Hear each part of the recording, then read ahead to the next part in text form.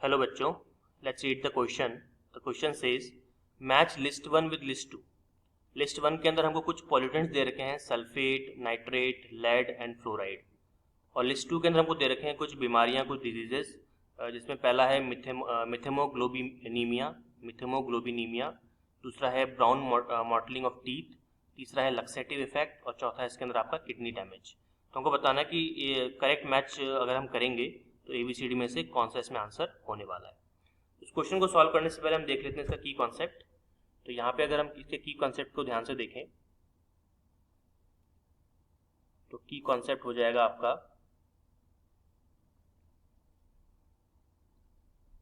Negative impact, negative impacts of pollutants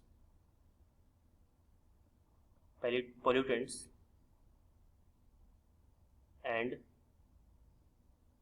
various diseases.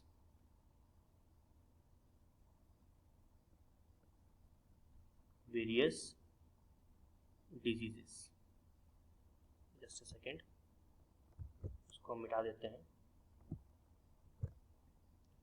Various diseases,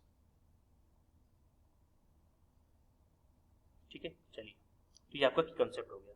अब one by one अपन देखते हैं जो हमारे पास में पॉल्यूटेंट्स हैं उनसे हम क्या सीख सकते हैं, क्या नॉलेज गैदर कर सकते हैं। सबसे पहला जो हमारे पास में है, अगर आप यहाँ पे देखेंगे तो हमारे पास में है सल्फेट। सल्फेट जिसका फॉर्मूला आप जानते हो SO4 2- होता है, ठीक है।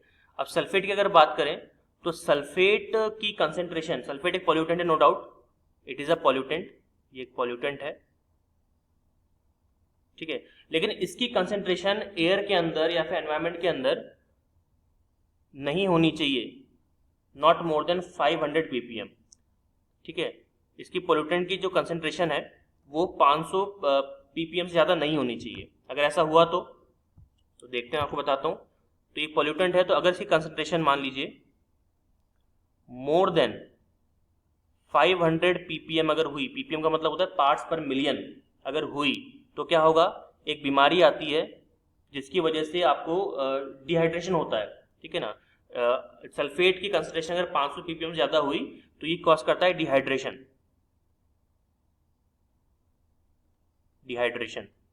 ठीक है। और ये जो डिहाइड्रेशन कॉज करता है इसको अपन क्या बोलते हैं, इसको अपन कहते हैं laxative effect. Laxative effect, okay. तो सल्फर की कंसेंट्रेशन 500 ppm से बढ़ते ही आपकी बॉडी में डिहाइड्रेशन शुरू हो जाएगा, ठीक है। आप ज़्यादा डिहाइड्रेशन फील करोगे आप इस पोल्यूटेंट की वजह से, और इस बीमारी को, इस सिम्टम को या फिर इस डिजीज को हम क्या बोलेंगे, लक्सेटिव इफेक्ट, ओके। तो बात कर ली हमने सल्फेट की। अब दूसरा हमारे पास जो है अगला वाला, that is your nitrate. Nitrate का आप जानते ही हो, फॉर्मूला होता है NO3-। नाइट्रेट भी एक प्रकार का पॉल्यूटेंट है, इसकी कंसेंट्रेशन अगर एयर के अंदर, एनवायरनमेंट के अंदर 50 ppm से ज्यादा हुई, 50 ppm पार्ट्स पर मिलियन, तो क्या होगा, इससे एक डिजीज होती है, एक बीमारी होती है, एक इम्पैक्ट होता है हमारी बॉडी के अंदर। हमारी जो स्किन है वो ब्लू हो जाएगी, ब्लू स्किन डिजीज भी इसको कहा जाता है, ब्लू स्किन डिजीज। आपकी जो स्किन है वो कैसी दिखेगी, ब्लू ब्लू करके दिखेगी। और इसको हम क्या बोलते हैं, इसको एक नाम दिया गया मेडिकल टर्म में, दैट इज आपका मिथेमोग्लोबिनीमिया।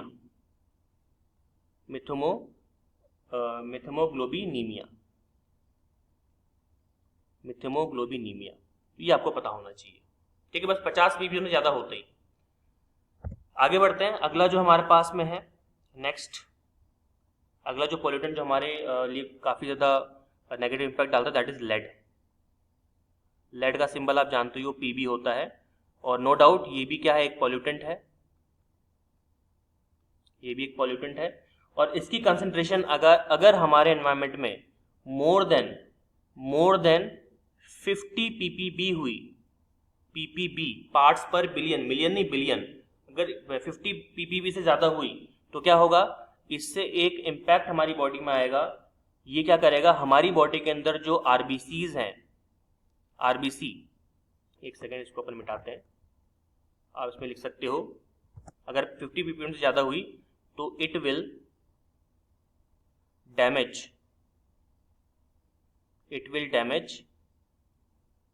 एक सेकेंड इसको हम लोग डैमेज को सही से लिख देते हैं,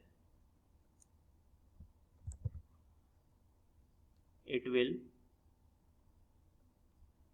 डैमेज आरबीसी, आरबीसी का मतलब होता है रेड ब्लड सेल, एंड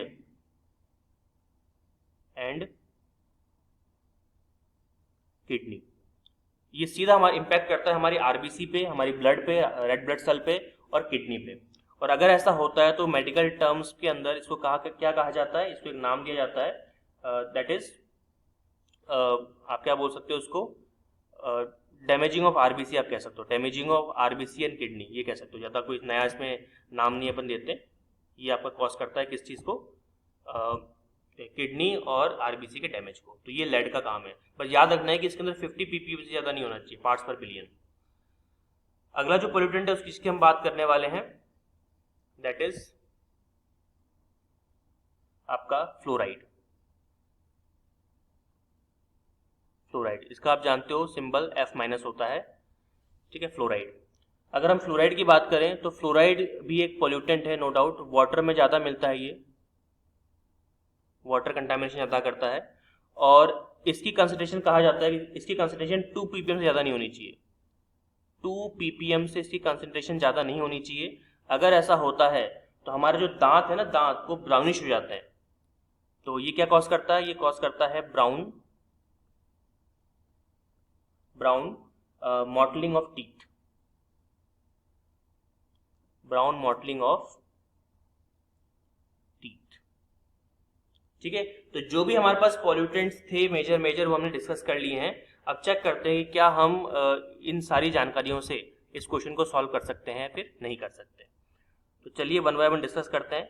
सबसे पहला है सल्फेट, जो है 50 ppm ज़्यादा होगा तो क्या कॉज करता है, अभी हमने पढ़ा था, ये कॉज करता है आपका लक्सेटिव इफेक्ट। तो ऑब्वियसली बात है कि एक इससे मैच कर जाएगा, आपका थर्ड वाले से मैच कर जाएगा, ओके। फिर है आपका नाइट्रेट। नाइट्रेट की वजह से क्या होता है, नाइट्रेट की वजह से मिथेमोग्लोबिनीमिया, जिससे ब्लू स्क्रीन आ जाती है, आपकी स्किन ब्लू हो जाती है। तो ये हो जाएगा आपका फर्स्ट से मैच कर जाएगा। लेड की बात करें तो लेड क्या करता है, लेड आपका किडनीज और आरबीसी को डैमेज कर देता है। तो लेड को किससे मैच करेंगे, फोर्थ वाले के साथ में। इसमें आरबीसी नहीं है तो केवल किडनी है, कोई बात नहीं। फ्लोराइड की अगर हम बात करें तो फ्लोराइड किसको डैमेज करता है, ब्राउन मॉटलिंग कर देता है, ये हमारे दांतों को इम्पैक्ट करता है, ठीक है। इसलिए लास्ट वाला किससे मैच कर जाएगा, आपका सेकंड वाले के साथ में। तो देखते हैं, तो ए मैच कर रहा है थर्ड के साथ में, तो ए थर्ड किस में दिख रहा है मुझे, केवल बी ऑप्शन में दिख रहा है। ए थर्ड, बी वन, और आपका सी फोर्थ, और आपका डी सेकेंड। तो B should be the right answer. So the final answer should be option number B. Hope you understood it well. All the very best.